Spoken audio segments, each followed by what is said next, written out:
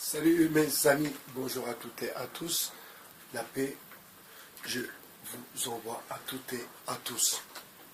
Alors, j'aimerais vous parler d'un auteur. Alors, entre un auteur, un écrivain à succès, un auteur à succès et un auteur tout simplement, mais qui c'est même pas une histoire, qui ne vend pas de livres. Il y a des auteurs que les gens ne connaissent pas, qui ne passent pas à la télé et qui vendent beaucoup plus de livres que certains auteurs qui passent à la télé. Vous comprenez? Et là, j'ai découvert, donc chez Connivence, Patrick Mauduit, écrit avec Jean-Luc Maxence, Le flic et le thérapeute. Vraiment un livre vraiment excellent qui nous fait comprendre pourquoi Bertrand Tavernier, qui a réalisé S627, vous vous souvenez, avait ce combat contre la toxicomanie, car son fils était lui-même toxicomane. Et Bertrand Tavernier s'est battu et allé dans les écoles faire de la prévention contre la toxicomanie.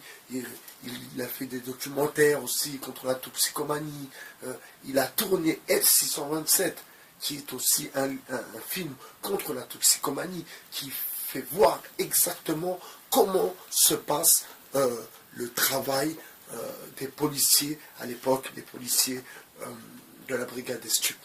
Donc vraiment, vous voyez, dans les conditions dans lesquelles ils travaillaient à l'époque, c'était vraiment dramatique.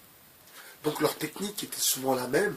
Ils attrapaient un toxico, ensuite ils envoyaient le toxico acheter une dose, et puis il pétait, et puis il remontait, et puis arrivé à un moment, cette technique ne marchait plus, parce qu'il fallait donner le nom de l'informateur. Donc la politique, si vous voulez, liée à la toxicomanie, changea. Mais le Subutex est arrivé, donc entre 90 et 2000. Donc les procédures judiciaires liées à la toxicomanie ont changé aussi. Pour vous dire, un père, en l'occurrence Bertrand Tavernier, pour l'amour de son fils, comment son combat dans le cinéma, son combat dans son travail artistique, son combat dans la prévention, c'est vraiment un grand monsieur. C'est vraiment un grand monsieur. Et d'ailleurs, si vous revoyez S627, vous allez voir, on dirait un peu un documentaire, on dirait un peu un film, et c'est vraiment, vraiment comment se passait à l'époque la police judiciaire. Donc, je vais vous faire quand même je vais vous lire un peu du synopsis. Donc, le thérapeute, c'est Jean-Luc Maxence, 58 ans, directeur de l'ancien centre d'Hydro, donc c'est un centre pour toxicomanes. Il explique à cœur ouvert ses options thérapeutiques, ses actions de prévention. Le flic et le thérapeute met en confrontation, puis en dialogue, enfin en quête de complémentarité, le flic gardien de la limite sociale, chargé du respect des interdits, et le thérapeute.